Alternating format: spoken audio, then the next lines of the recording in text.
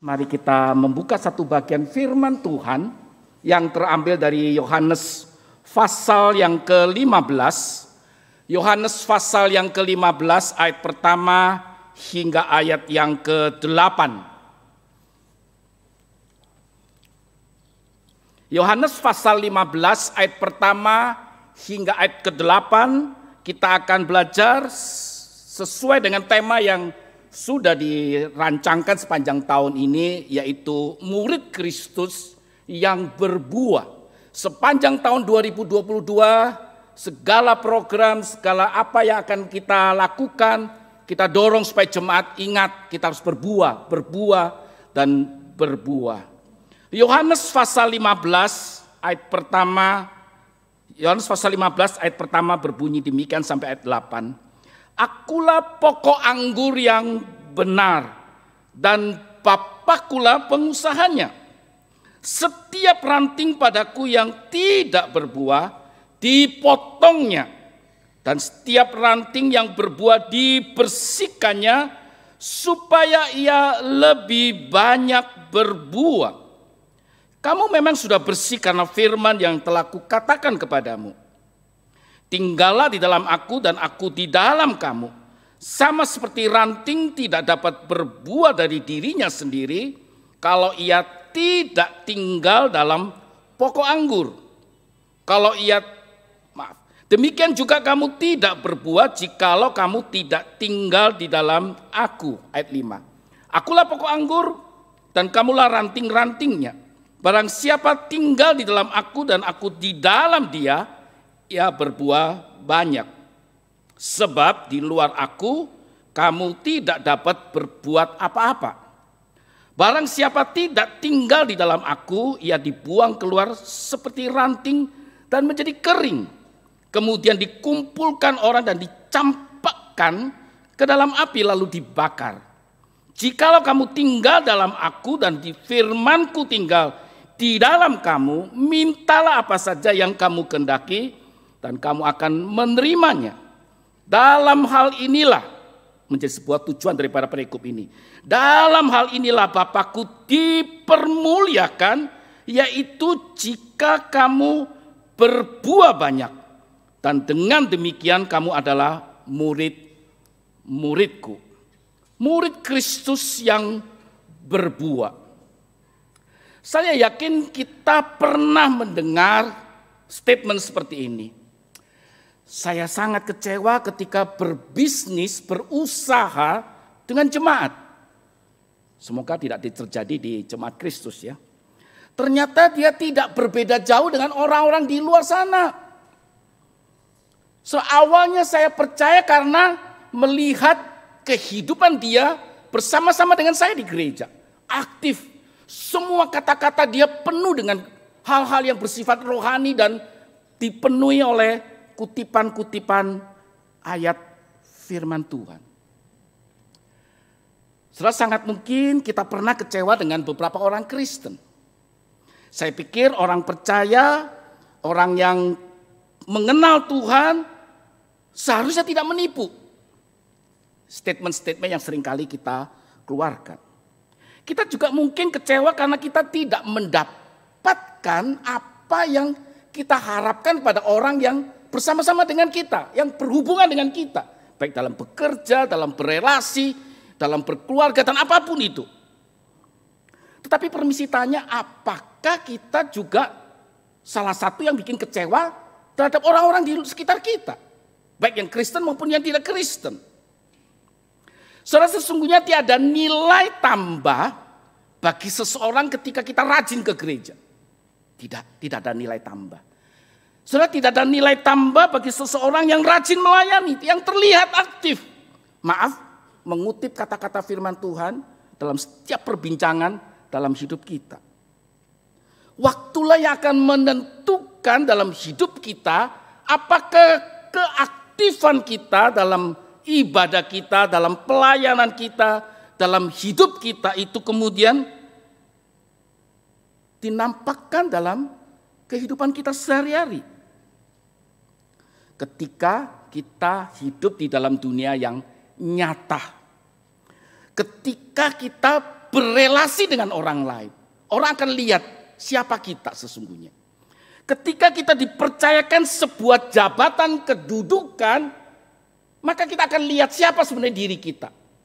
Ketika kita dipercayakan lebih sensitif lagi, dipercayakan uang kepada diri kita, orang akan tahu siapa kita ketika kita pegang hal-hal seperti ini. Soalnya ketika kita diberikan tugas, kekuasaan atau apapun, apakah kata-kata kita yang kita sampaikan pada seseorang itu terjadi ketika kita memiliki hal-hal seperti ini. Saudara, berbicara buah tentu adalah sesuatu yang kita hasilkan. Sehingga kemudian orang bisa melihat hidup kita. Seperti dari Nats tadi. Orang akan melihat kita itu dari buahnya. Sehingga kita bisa mengenal, oh ini pohon mangga, ini buahnya seperti ini. Oh ini buah durian. Ini buah apel dan selanjutnya. Berbuah berarti apa?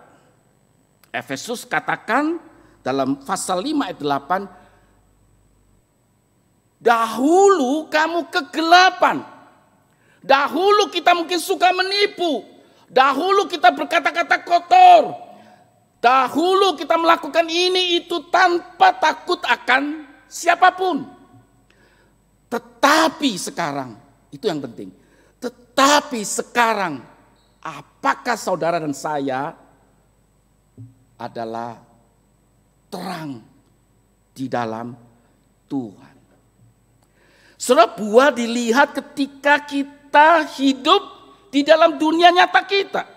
Kalau dahulu suka menggosipkan orang-orang, sekarang tidak. Dulu selalu berpikir negatif tentang setiap orang.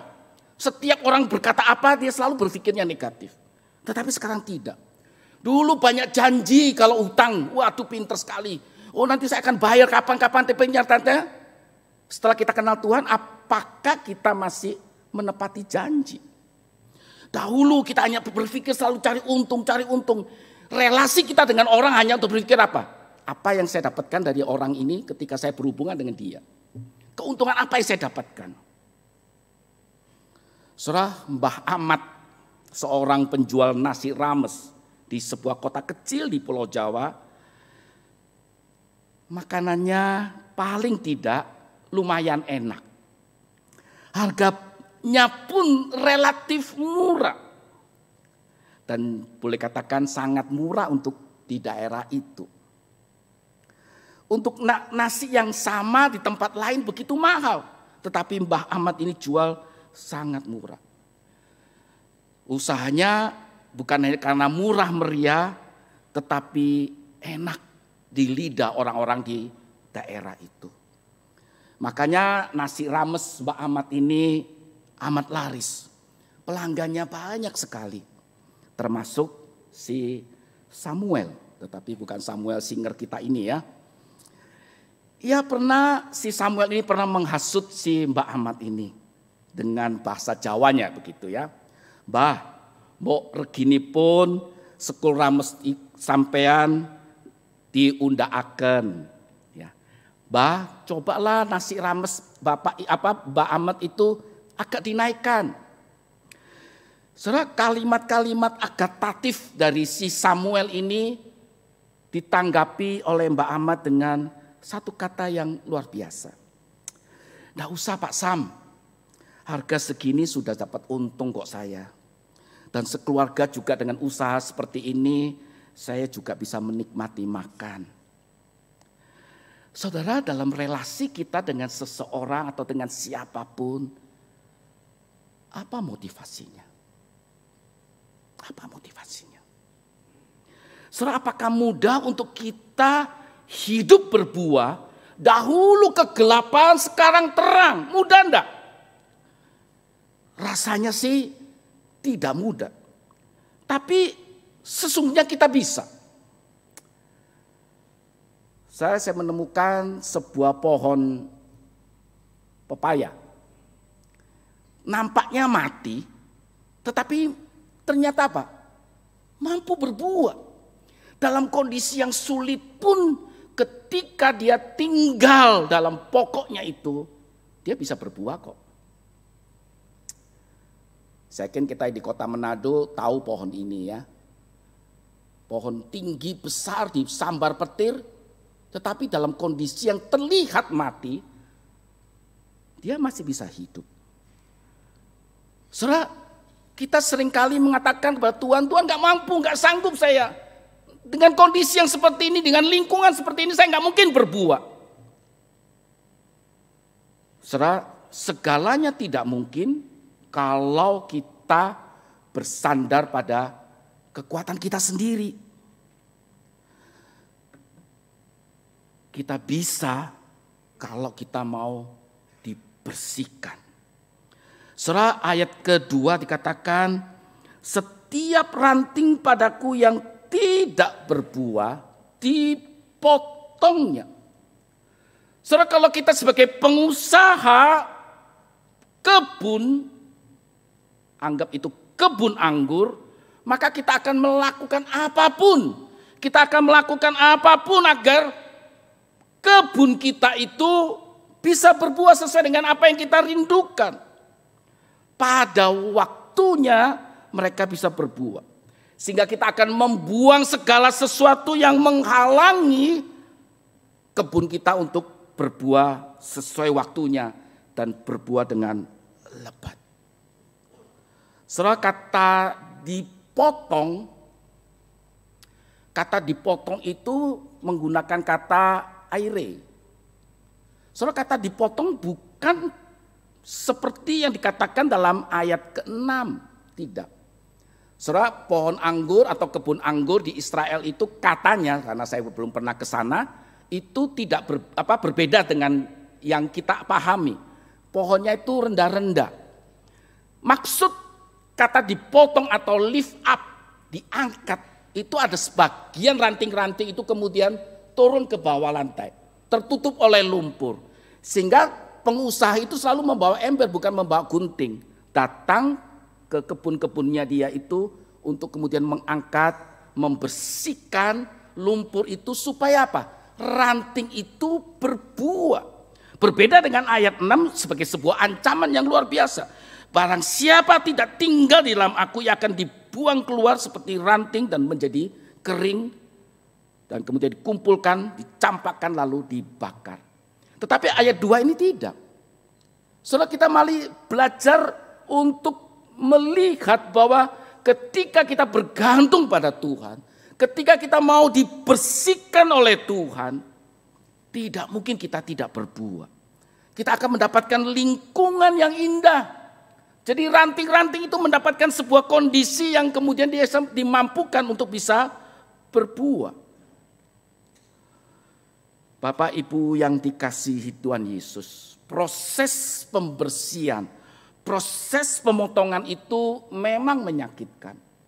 Kadangkala hidup kita tidak selalu lancar, tidak selalu enak, tidak selalu seperti yang kita inginkan dalam hidup kita.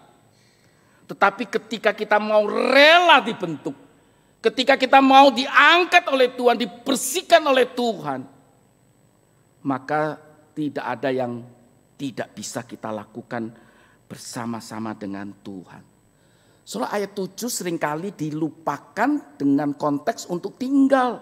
Kita seringkali memakai bahwa katakan apa? Jikalau kamu tinggal di dalam aku dan firmanku tinggal di dalam kamu. Itu seringkali diabaikan dan kemudian mengambil ayat yang ke-7b. Apapun yang kamu minta di dalam aku. Seolah-olah kita bisa minta semuanya di dalam nama Tuhan Yesus. Di dalam nama Tuhan Yesus saya minta ABC. Enggak. Kita minta dalam proses tinggal di dalam firman. Tinggal di dalam Dia. Saudara, hidup orang Kristen seperti biji kopi.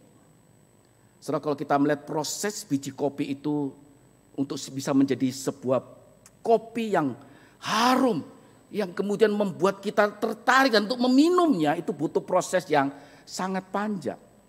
Ya, dikupas dari kulit luarnya, kemudian disimpan bertahun-tahun, makin lama makin bagus. Kita pernah ke satu toko aroma di toko toko kopi di Bandung, diberitahu bagaimana prosesnya. Bertahun-tahun, ada yang sampai 5 tahun, 6 tahun dibiarkan. Lalu setelah dipakai pada satu masa, itu harus di roasting, dibakar. Dengan api yang tertentu, temperatur tertentu, sampai kemudian tercium bau yang sangat harum. Dan bukan sekedar itu, harus dihancurkan, disiram dengan air panas, kemudian menjadi kopi yang kita bisa rasakan sangat luar biasa. Setelah tidak ada kekristenan yang bersifat shortcut, semuanya jalan pintas. Enggak. Mari kita belajar menundukkan diri kita untuk berjalan dalam proses bersama-sama dengan Tuhan. Saudara, apakah kita bisa? Bisa kalau kita diam bersama dengan Tuhan. Saudara, tanpa kita diam atau dicangkokkan, kita bukan siapa-siapa. Suatu hari dalam sebuah perusahaan yang besar, di pagi hari itu semua karyawan masuk untuk sidik jari, untuk absen. Di depan ada sebuah flyer yang besar yang tertulis, kemarin orang yang menghalangi saudara untuk bertumbuh di perusahaan ini telah meninggal dunia. Mereka semua penasaran, siapa ini? Siapa orangnya? Siapa orangnya? Dengan rasa penasaran mereka masuk ke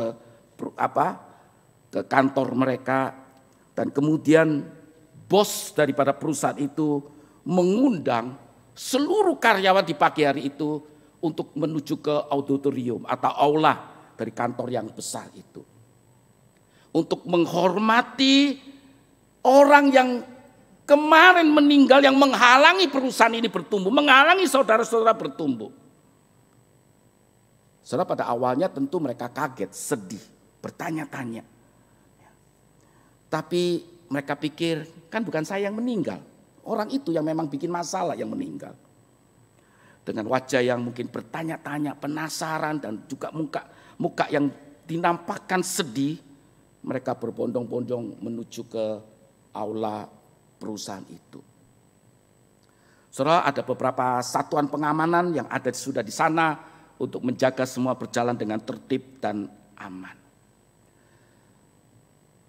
Sang pengusaha itu kemudian mengundang semua orang untuk maju ke depan, ke peti mati daripada orang yang meninggal ini. Setelah setiap orang diundang datang sana memberikan hormat yang terakhir kalinya, sambil mereka melihat jenazah siapa sesungguhnya. Setelah setiap orang datang ke situ, mereka kaget, mereka menjadi sedih. Mereka hanya bisa terpaku, dan kemudian mereka meninggalkan peti itu satu demi satu dengan ekspresi yang sama. Kemudian mereka meninggalkan itu. Saudara, ternyata di peti mati itu tidak ada jenazah. Di peti mati itu hanya sebuah cermin di dasar peti mati itu dengan sebuah tulisan. Hanya ada satu orang yang bisa menghalangi pertumbuhan saudara, yaitu saudara sendiri. Kemudian dilanjutkan satu kalimat yang lainnya. Dan hanya satu orang yang bisa membuat engkau berhasil, yaitu dirimu sendiri. Setelah tentu kita tidak terlalu setuju dengan statement ini. Kita ketika tidak tinggal di dalam Kristus, dicangkokkan dengan Kristus, kita bukan siapa-siapa. Mungkin kita berhasil dalam banyak hal. Mungkin kita sukses dalam banyak hal. Tetapi apalah artinya ketika kita meninggalkan dunia yang fana ini? Saudara, satu hal mungkin benar. Seringkali yang menghalangi kita untuk bertumbuh ada Tuhan, ada kuasa Tuhan, ada Roh Kudus. Tapi kitalah yang seringkali merusakkannya. Nggak mampu Tuhan, nggak bisa. Nggak mungkin Tuhan, kondisi ini nggak mungkin, dan sebagainya, dan sebagainya. Saudara, jika kita mau bersama-sama dengan Tuhan dan tinggal di dalam Tuhan, bersama-sama dengan firman-Nya dan hidup di dalam firman-Nya, tidak mungkin kita tidak bisa melakukannya. Hanya maukah kita berjalan menuju ke situ? Saudara, tanpa pencangkokan, tanpa tinggal, kita bukan siapa-siapa. Kita ini tidak berguna. Kita ini hanya debu yang kemudian diangkat oleh Kristus. Tadi pujian, kasihnya besar. Semuanya untuk apa? Kita sebenarnya binasa. Kita menjadi ranting yang seharusnya dibuang, dibakar. Tetapi Tuhan angkat, Tuhan ambil, Tuhan bersihkan. Supaya apa? Supaya kita menghasilkan sesuatu. Saudara, ketika kita mau tinggal di dalam Kristus, ada kekuatan. Permisi tanya, apakah hidup kita sedang mengarah ke sana? Apakah hidup kita terus mengarah ke sana? Itu artinya apa? Ketika hidup kita mengarah untuk tinggal bersama Kristus, hidup yang menghasilkan buah, artinya kita hidup menerima panggilan Yesus yang berkata, ikutlah aku. Saudara, ketika hidup kita mengarah kepada Yesus, maka kita akan dengan sukacita menerima panggilan Yesus yang berkata, ikutlah aku. Dan untuk menjalani ini butuh komitmen. Saudara, kata tinggal itu cukup banyak. Kalau tidak salah 10 kali di dalam perikop ini. Tinggal. Tinggal itu tidak enak. Tinggal itu butuh komitmen. Tinggal itu bukan berarti singgah. Tinggal itu berarti betul-betul kita terus menerus. Dalam kondisi yang terus menerus. Dan itu butuh yang namanya komitmen dan keradikalan. Untuk kita bisa mengerti dan kemudian memenuhi ajakan Yesus itu. Saudara, pengikut Yesus 12 orang murid itu belum sepenuhnya tahu ketika dia berkata, ikutlah aku, dan mereka kemudian mengikuti Yesus. Mereka nggak tahu apa yang akan mereka alami dalam pengiringan ini. Pasti mereka ada sejuta harapan. Di samping ada sedikit keraguan di dalam hidup mereka. Mungkin ada keingintahuan, ada sebagian kegairan dalam hidup mereka. Tetapi juga ada rasa ketidakpastian. Saudara, dalam kondisi-kondisi yang seperti itu, antara ragu dengan keyakinan dan sebagainya, mereka hanya ikut, tunduk, taat, komitmen. Dan apa yang terjadi ketika mereka melakukan itu semua? Saudara, firman Tuhan katakan di dalam Kisah pasal 17 ayat 6, lalu terjadi mereka yang mengacaukan, katakan, seluruh bumi itu diadili pada waktu itu pengadilan. Saudara, murid-murid hanya tahu bahwa Yesus akan memimpin mereka. Dan dunia kemudian seolah-olah dikacaukan oleh 11 murid plus Matias pengganti Yudas itu. 12 murid. Yang mengguncangkan seluruh dunia. Sehingga kita ada sampai saat ini dan duduk di sini. Mendengar kembali firman Tuhan itu. Saudara, ketika kita berjalan menuju ke situ, mengarah ke situ bersama dengan Tuhan, saya yakin dunia di sekitar kita akan tergoncang, akan terkaget melihat dulu kau kegelapan, tetapi kenapa sekarang kamu terang? Karena ada Yesus di dalam hidup kita.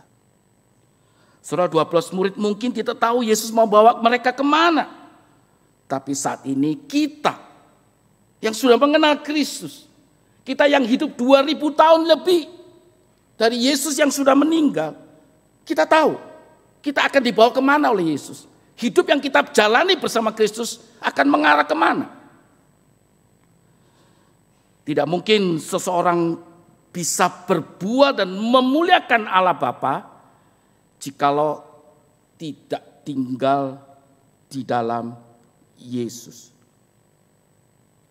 Saudara, ini adalah hal yang aneh jikalau ada sebagian orang yang berpendapat, saya mau jadi Kristen tapi nggak mau seperti Kristus. Itu artinya hidup kita menjadi orang Kristen, tapi kita nggak mau bertumbuh. Kita nggak mau baca firman Tuhan. Kita hanya jalani ini sebagai sebuah hal yang menjadi budaya bagi kita. Tak mungkin. Setiap kita mengaku bahwa saya orang Kristen, maka kita harus berjalan menuju hidup kita seperti Kristus dalam perjalanan hidup kita. Saudara, tujuan rohani kita dalam perjalanan hidup kita ini hanyalah berbuah. Supaya apa? Supaya Allah Bapa dipermuliakan. Permisi tanya, dalam perjalanan hidup kita sudah mungkin ada berapa tahun, ada yang mungkin sudah puluhan tahun, ada belasan tahun. Sudahkah Bapa dipermuliakan oleh hidup saya dan saudara? Mari saya tidak mengajak kita resolusi lagi, tidak. Tetapi mari kita berpikir ulang terus. Hampir berapa tahun ini kita sudah diajar bagaimana kita boleh berakar, bertumbuh. Sekarang ada momen untuk kita boleh berbuah. Mari, kalau kita belum berbuah, tidak ada kata terlambat di dalam Tuhan. Tunjukkan hidup kita untuk menjadi buah, menjadi berkat. Saudara, tujuan hidup kita bukan kita yang tetapkan. Resolusi awal tahun bukan kita yang membuatnya. Tetapi mari kita setiap tahun kita diingatkan dan dievaluasi untuk apakah saya hidup sesuai dengan tujuan Tuhan yang sudah ditetapkan oleh sang pengusaha itu, yaitu berbuah. Dengan berbuah kita bisa memuliakan Tuhan. Saudara, sebuah pohon tidak diciptakan untuk dirinya sendiri. Tidak. Kita muncul, lahir, besar, bisa bekerja, melakukan ini itu bukan untuk diri kita sendiri. Saudara kalau kaya, saudara kalau cantik, saudara kalau mungkin ganteng, saudara mungkin diberkati oleh Tuhan, memiliki segala hal, bukan untuk dirimu sendiri, tetapi untuk berbagi. Sepanjang tahun lalu, November sampai awal Desember, di sekolah itu kita membuat sebuah program di akhir tahun itu, dalam program Natal kita, mendorong setiap orang berbagi, tidak penting nilainya, tetapi apakah punya hati berbagi untuk orang-orang yang membutuhkan. Sehingga mereka merasakan Natal itu, apa sih artinya Natal itu?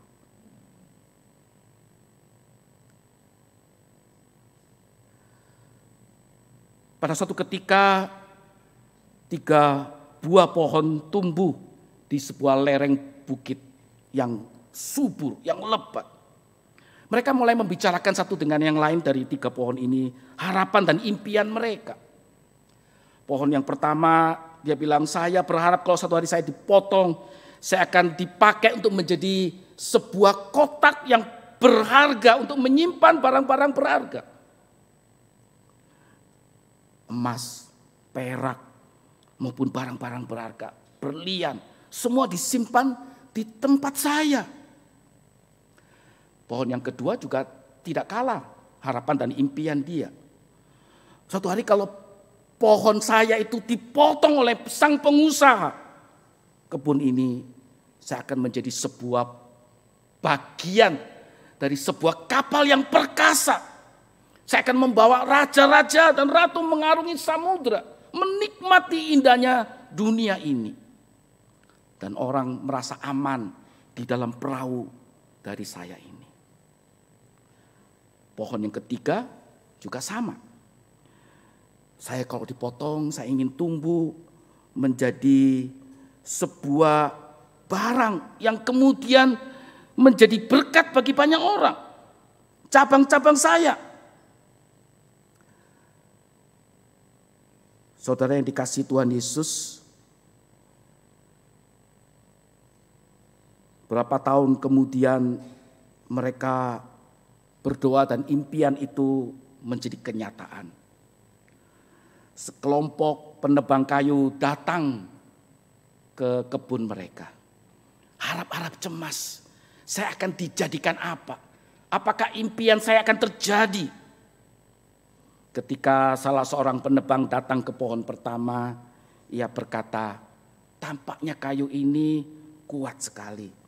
Kita akan jual ke tukang kayu. Dan dia mulai menebang pohon yang pertama itu dan dia jual ke tukang kayu. Dan kemudian tukang kayu itu tidak menjadikan dia sebagai kotak berharga, hanya sebuah tempat kandang binatang. Pohon kedua juga didatangi oleh salah seorang penebang kayu. Dan dia berkata yang sama, ini pohon yang kuat sekali, bisa kita jual ke pembuat kapal. Saudara, pohon kedua sangat bahagia, wah saya akan menjadi kapal yang besar. Ternyata tidak seperti yang dia inginkan. Hanya menjadi sebuah perahu yang kecil, bukan perahu yang perkasa. Saudara, ketika penebang lainnya menuju ke pohon yang ketiga, pohon ketiga berharap-harap cemas. Semoga impiannya menjadi kenyataan. Salah seorang tukang kayu kemudian berkata, saya tidak memerlukan hal-hal istimewa dari pohon saya. Maka saya hanya ambil pohon ini dan meletakkannya di gudang. Potongannya rapi-rapi begitu ya. Saudara yang dikasih Tuhan Yesus, tahun-tahun berlalu, pohon-pohon itu sudah melupakan segala impiannya karena apa yang terjadi tidak sesuai dengan harapan mereka. Suatu hari seorang laki-laki dan perempuan masuk ke kandang dan meletakkan bayi mereka pada hasil daripada pohon yang pertama itu. Beberapa puluh tahun kemudian, pohon yang kedua pun memiliki harapan yang juga sirna seolah-olah. Tetapi pada suatu hari sekelompok orang menumpang kapal nelayan, yaitu kapal dia yang dia miliki, yang dibuat dari pohon yang kedua itu. Salah seorang di antaranya sedang lelah dan tertidur. Dan kemudian ada kelompok atau 1-2 murid mengatakan, kenapa engkau tidur? Kita sedang dapat badai. Ternyata perahu itu dipakai oleh Tuhan Yesus. Setelah akhirnya datang orang yang mengambil potongan dari pohon yang ketiga. Orang itu mengangkat menuju ke bukit sambil diolok-olok. Saudara dikasih Tuhan Yesus, kita mungkin mempunyai banyak impian. Kita mungkin mempunyai banyak keinginan dalam perjalanan hidup kita. Salah tidak? Tetapi menjadi salah kalau kita kemudian kecewa tanpa kita meletakkan semua hal dalam hidup kita itu kepada Tuhan. Saudara, setiap pohon memperoleh hal yang diinginkannya. Hanya bukan dengan cara yang mereka bisa bayangkan, yang mereka inginkan, yang mereka harapkan. Kita tidak selalu mengerti rencana Tuhan untuk hidup kita. Kita hanya tahu bahwa cara Tuhan, cara Allah bukan cara kita. Tetapi kita tahu bahwa caranya selalu yang terbaik. Amin. Caranya selalu yang terbaik. Tepat pada waktunya. Tuhan akan pakai kita untuk menjadi berkat sesuai dengan tujuannya. Sekali lagi, mari mengawali tahun 2022 ini. Mari hidup kita mengarah ke sana. Hidup yang berbuah. Hidup yang memuliakan Tuhan. Akhir kata saya ucapkan selamat tahun baru, jalani hidup di 2022 yang kita tidak tahu, tapi kita tahu pasti ketika kau berjalan bersama dengan Tuhan. Ketika saya dan saudara bersama-sama hidup dalam firman Tuhan, ada satu kekuatan, ada satu pemeliharaan dan penyertaan Tuhan. Dengan iman yang sama, mari kita tundukkan kepala dan kita berdoa. Berdoalah dulu dalam hatimu, mohon anugerah Tuhan. Minta pemain musik untuk pujikan, besar kasih-Nya, terbesar kasih-Nya. Bertekadlah mohon anugerah dan kekuatan dari Tuhan. Untuk kita boleh dimampukan berjalan bersama dengan Dia.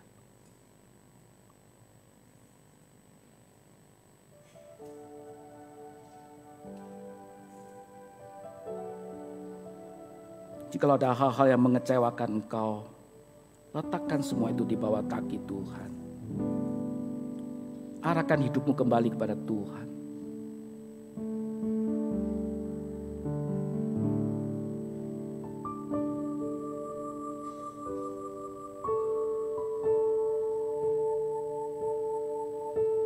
Kalau apa yang kau rindukan bersama-sama dengan Tuhan sampai saat ini masih belum terrealisasi,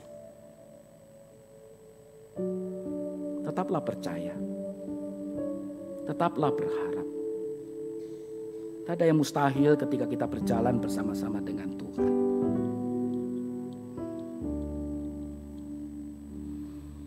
Kasih-Nya besar untuk engkau dan saya. Kita yang seharusnya binasa, tetapi boleh ada di tempat ini.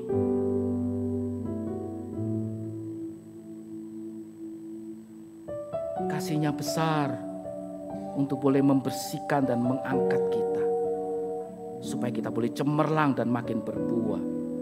Hanya untuk satu tujuan, Bapa dipermuliakan. Dengar doa-doa daripada setiap jemaatmu yang hari ini menyampaikan, baik yang ada di gereja maupun di rumah. Dengar doa mereka ya Tuhan. Kami rindu Roh Kudus-Mu memelihara apa yang menjadi harapan dan kerinduan mereka. Inilah setiap kami ya Tuhan. Di dalam nama Tuhan Yesus, Tuhan dan Juru Selamat kami yang hidup, kami mau berdoa dan bersyukur. Haleluya. Amin. Tuhan Yesus.